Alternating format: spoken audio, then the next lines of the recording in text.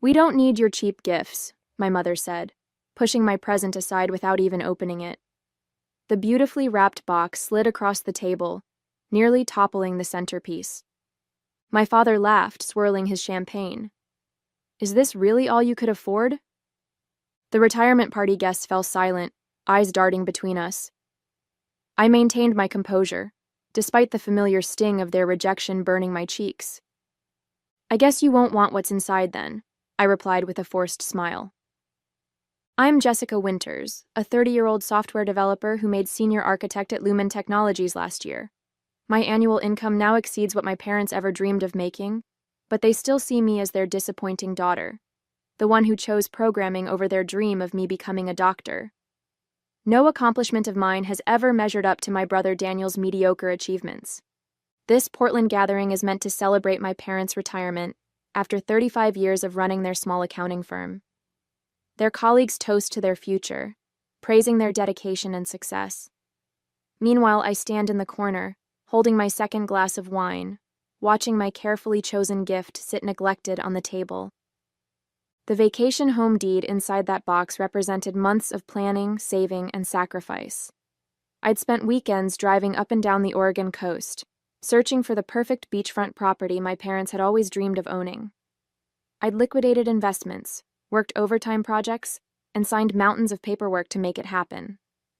All for this moment, a moment now ruined by their perpetual disappointment in me.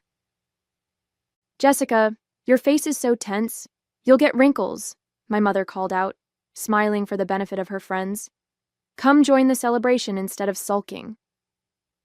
Daniel approached with his wife, Catherine, both giving me sympathetic looks that somehow made everything worse. Daniel, beloved firstborn, track star, business school graduate, had brought our parents a crystal vase that now stood proudly displayed on the main table. "Don't let them get to you," Daniel whispered, squeezing my shoulder. "I'm fine," I lied, watching my father holding court across the room. My phone buzzed with a notification from my real estate agent. "Final paperwork processed. Property officially transferred to your name. Congratulations." The irony wasn't lost on me. The beach house was now legally mine, while my parents were busy dismissing it as something worthless. I glanced at the gift box again, wondering if I should just take it back. No one would know what they'd lost. My Aunt Elaine caught my eye from across the room, giving me a questioning look.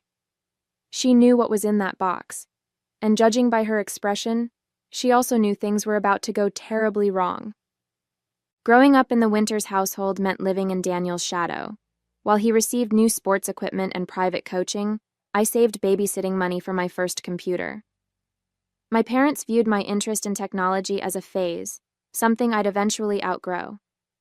When I announced my computer science major, they barely concealed their disappointment. "Computers are for people who can't work with people," my father had said dismissively. Despite this, I excelled. I graduated top of my class, secured an enviable position at Lumen, and climbed the corporate ladder faster than anyone expected. Each promotion, each achievement, I'd call my parents, hoping for approval that never came. "That's nice, dear," my mother would say, before quickly changing the subject to Daniel's latest accomplishment: a promotion, a new car, a house in the suburbs with Catherine. Only Aunt Elaine and Uncle Jeffrey showed genuine interest in my career. They attended my graduation when my parents claimed they were too busy with Daniel's engagement party. Elaine proudly displayed my company award photo on her mantle. Uncle Jeffrey, a retired engineer, would call to discuss my projects, understanding my work in ways my parents never attempted. I kept trying to win my parents' approval anyway. When they mentioned dreams of retiring to the coast someday, I saw my opportunity. The inheritance from my grandmother gave me the down payment, and my savings and investments covered the rest. The small beach house needed work, but I spent weekends renovating it, making it perfect for them. During those months of planning, I imagined their faces when they opened the box containing the deed. I pictured tears of joy, perhaps finally an acknowledgement that I'd done something worthwhile. I decorated the master bedroom in Mom's favorite blues, stocked Dad's bar with his preferred scotch, and installed high-speed internet so they could video call Daniel's kids from the sunroom. Watching them now, laughing with their friends, dismissing my gift without a second thought, I felt a familiar heaviness. Had I been foolish to hope this time would be different? Daniel approached with a fresh glass of wine. "They're in rare form tonight," he said, nodding toward our parents. "They're consistent, I'll give them that," I replied. "What did you get them anyway? Something tech-related?" I hesitated. Even Daniel assumed I'd chosen something self-focused or impersonal. "Just something I thought they'd like," I said vaguely. "Well, whatever it is, I'm sure they'll appreciate the thought even if they don't show it," he offered, patting my shoulder. But I knew better. 20 years of evidence suggested otherwise. Their brief interaction with my gift had already revealed their true feelings, unfiltered disappointment, even before seeing what was inside. As the evening progressed, I retreated to the venue's outdoor patio, seeking escape from the suffocating atmosphere inside. The cool Portland air cleared my head as I stared at the city lights below. My gift remained untouched on the table, a physical manifestation of my parents' indifference. The glass door slid open behind me. Aunt Elaine stepped out, wrapping her cardigan tightly around herself. "There you are," she said, joining me at the railing. "Are you okay?" "I'm fine," I replied automatically. "Just needed some air." "Jessica, I know what's in that box." She touched my arm gently. "You can't let them treat you this way." I sighed, watching my breath form small clouds in the night air. It doesn't matter anymore. "It does matter. What you did was incredibly generous. They should—" The door opened again. My mother emerged, slightly tipsy from champagne, her face flushed with excitement. "There you are. We're about to cut the cake. Everyone's waiting." She glanced at Elaine. "Are you filling Jessica's head with your nonsense again, Elaine?" Aunt Elaine stiffened beside me. "Susan, your daughter got you something special. Maybe you should open her gift before assuming—" "Oh, please," my mother waved dismissively. "We all know Jessica only thinks about her computer programs. Whatever's in that box is probably some tech gadget we don't need or understand." I felt something crack inside me. "Mom, you haven't even opened it." "I don't need to." She smoothed her expensive dress. "Your father and I have worked hard for everything we have. We don't need cheap gifts from someone who chose the easy path." The easy path? Years of all-nighters coding, sacrificed weekends, skipped vacations to meet deadlines. None of that registered as hard work to her. "Susan, that's enough," Aunt Elaine interjected. My mother's expression hardened. "Stay out of this, Elaine. Just because you never had children doesn't mean you can mother mine." The cruel barb landed. Aunt Elaine, who had suffered through multiple miscarriages before giving up on motherhood, visibly flinched. "Mom," I gasped. "What? It's true." She turned to me. "And you, instead of sulking out here, you should be inside celebrating with us. Your brother gave a beautiful toast that you missed." "Of course. Daniel's toast." I briefly wondered if he had mentioned me at all. "I'll be in shortly," I said quietly. My mother huffed, then returned inside without another word. Aunt Elaine and I stood in stunned silence. "I'm so sorry," I finally whispered. "Don't apologize for her," Elaine said, her voice tight with emotion. "You know, Jeffrey and I have always been proud of you. The way they treat you. It's not right." Her words hung in the air between us, a truth we both acknowledged but couldn't change. Inside, someone tapped a microphone. My father's voice boomed through the speakers, thanking everyone for coming, especially his successful son, who had followed in his footsteps. No mention of me. I glanced at my phone, at the property notification still displayed on the screen. All that money, all that effort, all that hope, wasted on people who couldn't see past their own prejudice. "I think," I said slowly, "I need to make some changes." Aunt Elaine squeezed my hand, understanding in her eyes. "Whatever you decide, Jeffrey and I are behind you." I nodded, a plan forming in my mind. It wasn't revenge exactly, just a rebalancing of accounts long overdue. The next morning, I woke with renewed determination. After 30 years of seeking approval, I'd finally reached my breaking point. I would confront my parents, make them open my gift, and force them to acknowledge their mistreatment. I arrived at their house just after 10 a.m., giving them time to recover from the previous night's celebration. My gift box, still unopened, sat on their entry table alongside other presents. "Jessica? What are you doing here?" My father looked surprised as he opened the door. He was already dressed in golf attire, clearly on his way out. "We need to talk," I said, stepping inside without waiting for an invitation.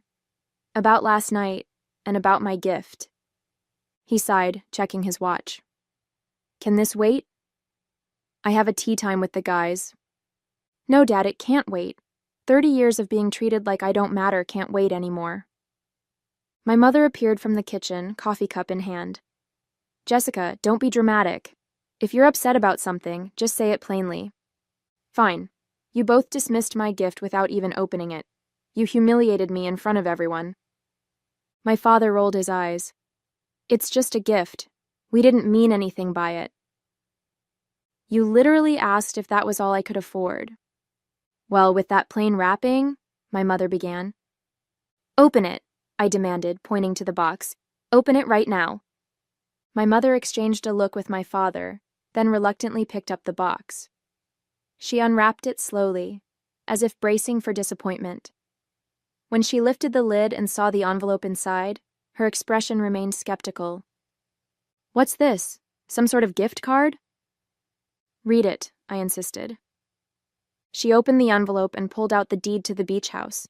I watched as confusion gave way to comprehension.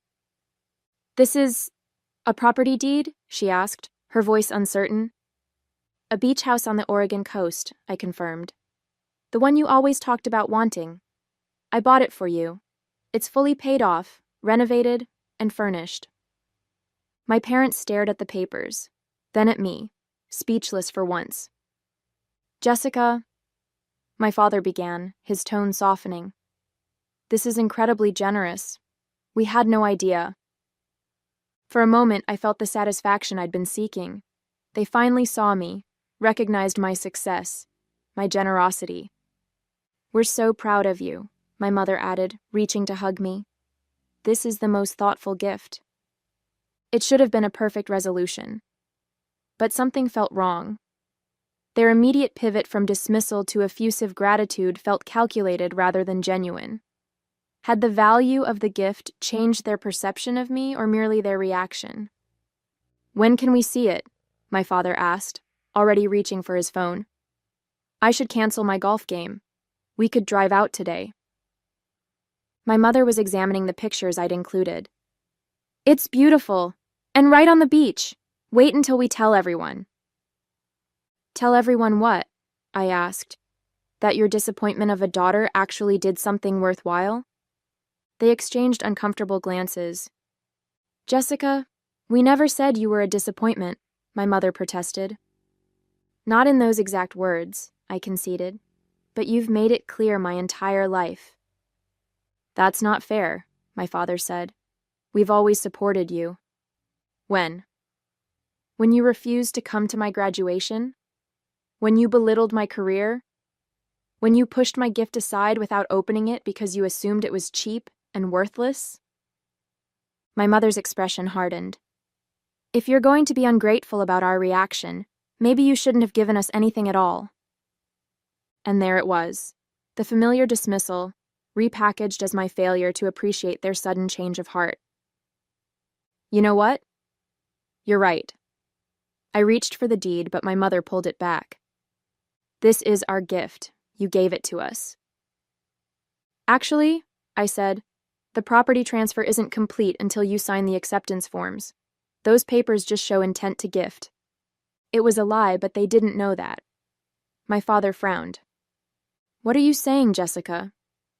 "I'm saying I'm reconsidering my gift." The atmosphere in the room transformed instantly. My mother's face paled, while my father's reddened with anger. You can't be serious, he sputtered.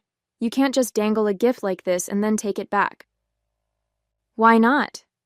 You rejected it before you knew what it was. That was different, my mother insisted. We didn't know it was something so substantial. The implication hung in the air between us. If they'd known the gift was expensive, they would have treated it, and me, differently. The realization was both illuminating and devastating. So, my worth to you is directly proportional to what I can provide? I asked quietly. That's not what I meant, my mother backpedaled. We've just never seen this side of you before. We didn't realize you were so successful. I laughed without humor. I've been telling you about my promotions and raises for years. You never listened. We listened, my father protested.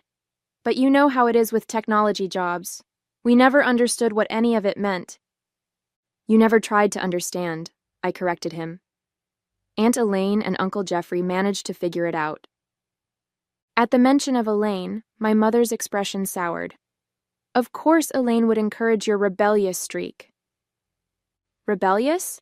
I echoed in disbelief. Is that what you call my career? My independence? My success? This isn't getting us anywhere, my father interjected. Jessica, the beach house is a wonderful gift. We appreciate it. Let's move past this misunderstanding. I considered his words. Was I being unreasonable? Should I accept their sudden reversal at face value? My phone buzzed. A text from Daniel. Mom just messaged about a beach house? What's going on? Before I could respond, another message arrived. She's asking if I want to use it summers. Says it's big enough for my family plus them. They were already divvying up my gift, making plans, and ensuring Daniel benefited as much as they did. I hadn't even agreed to finalize the transfer yet. I showed my father the messages. Do you see? Nothing has changed. You're still treating me like I don't matter. His expression turned defensive. We're just excited about the possibilities. Daniel has children who would enjoy the beach. And I'm nothing more than the bank that finances your dreams? That's enough, my mother snapped. You've made your point. Either give us the house properly or take it back, but stop with the dramatics. Something inside me crystallized in that moment, a clarity I'd been lacking for decades. I didn't want revenge or to hurt them. I simply wanted to stop participating in a dynamic that would never change. Keep the deed, I said, surprising them both. But understand what comes with it. Meaning? My father asked cautiously. Meaning I'm done trying to earn your approval. The house is my final attempt. Use it, enjoy it, share it with Daniel. But don't expect anything more from me. My mother's face hardened. Are you threatening to cut us off over one misunderstanding? It wasn't one misunderstanding. It was a lifetime of them. I moved toward the door. Sign the papers or don't. Your choice. I'll have my lawyer contact you. Jessica, wait, my father called. We appreciate the gift, truly. Don't leave like this. I paused at the door. You know, I spent months choosing that house. I renovated it myself on weekends. I thought it would finally make you see me, really see me. But I realize now that nothing ever will. The truth of my words settled between us, heavy and irrefutable.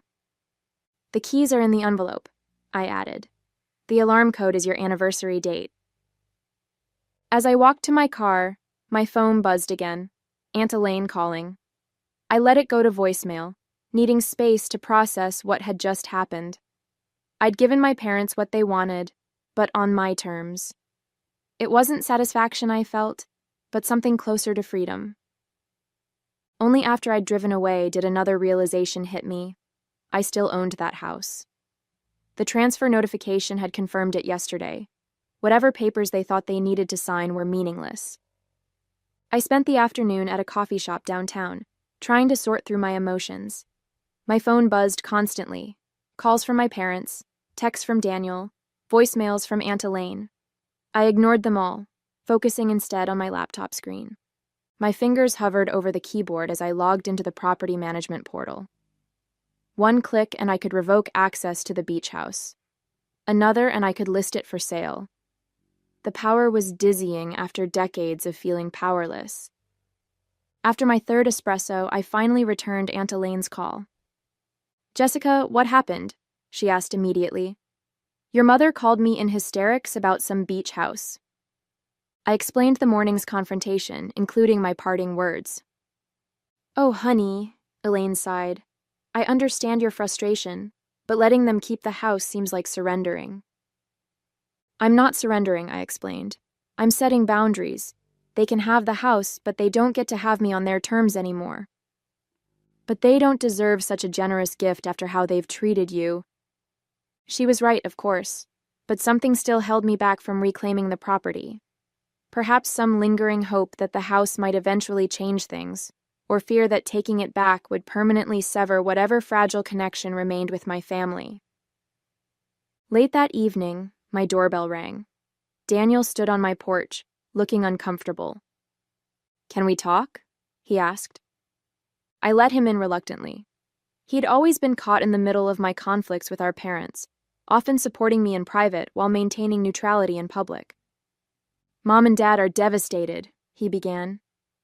"Because they might lose the beach house?" I asked sharply. "Because they think they've lost you," he corrected.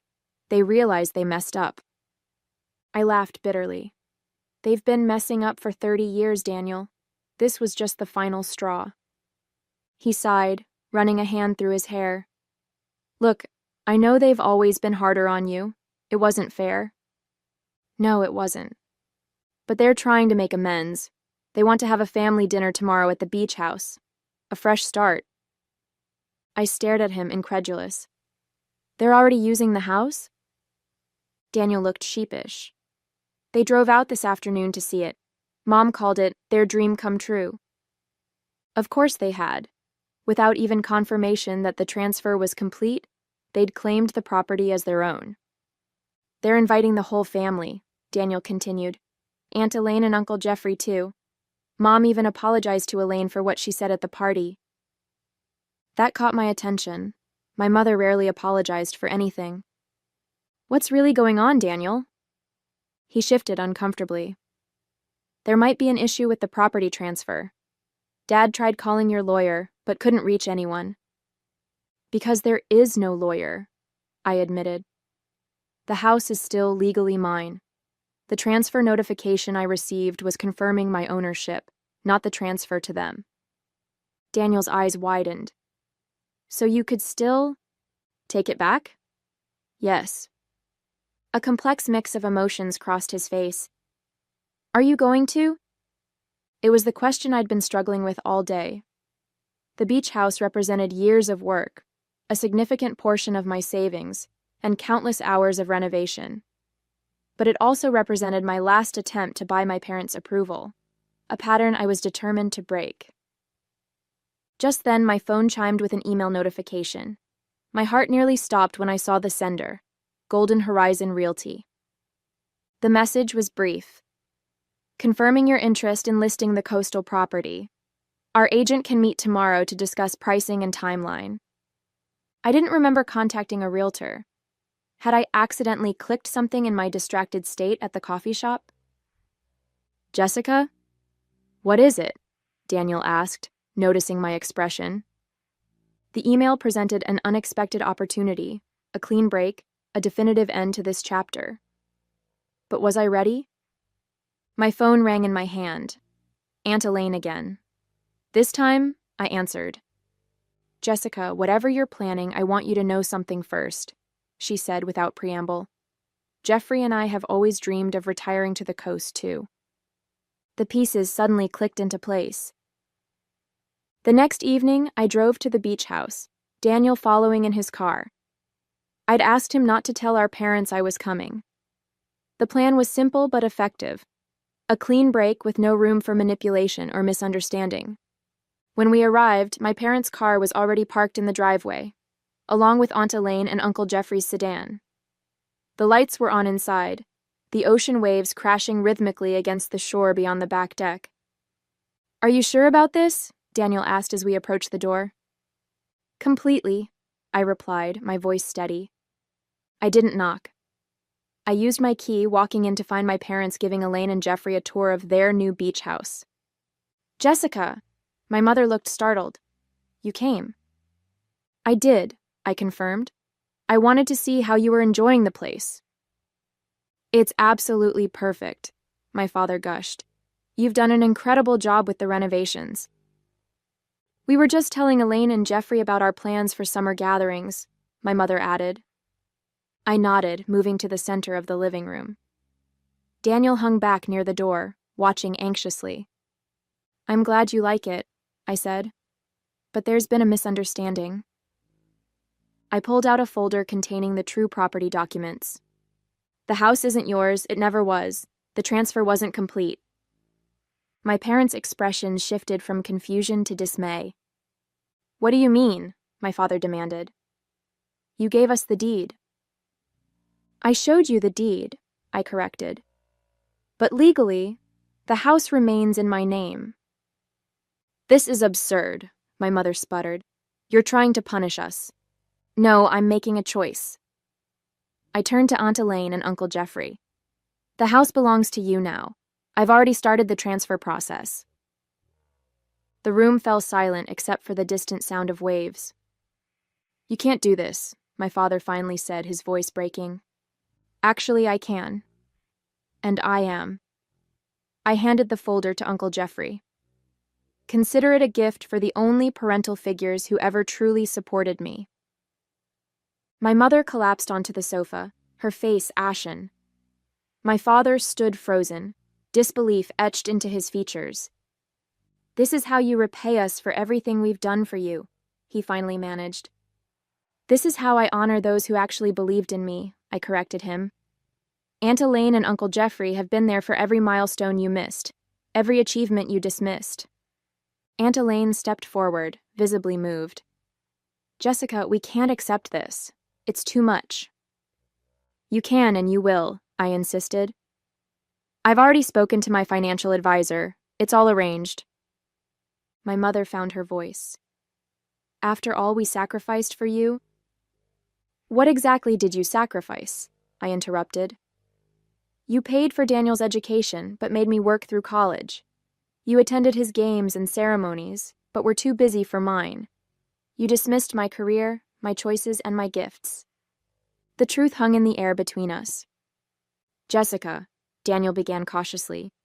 Maybe there's a compromise. There's no compromise needed, I said. Mom and Dad got exactly what they wanted at the retirement party. The satisfaction of publicly dismissing me. And now I get what I want. The knowledge that this house will be appreciated by people who deserve it. Uncle Jeffrey squeezed my shoulder. We're proud of you, Jessica. Not just for this, but for standing up for yourself. My parents began gathering their things, the dream of their beach house retreat crumbling before their eyes. You'll regret this, my mother warned as they headed for the door. I don't think I will, I replied calmly. After they left, Daniel lingered. That was harsh. That was necessary, I corrected him. For all of us. As I walked onto the deck later that evening, watching the moonlight on the waves with Aunt Elaine and Uncle Jeffrey, I felt no regret, no lingering anger, only peace. The house had found its rightful owners, and I had finally freed myself from the exhausting pursuit of approval I'd never receive. Sometimes the most valuable gift is the one you give yourself, the permission to stop trying to earn love that should have been freely given all along.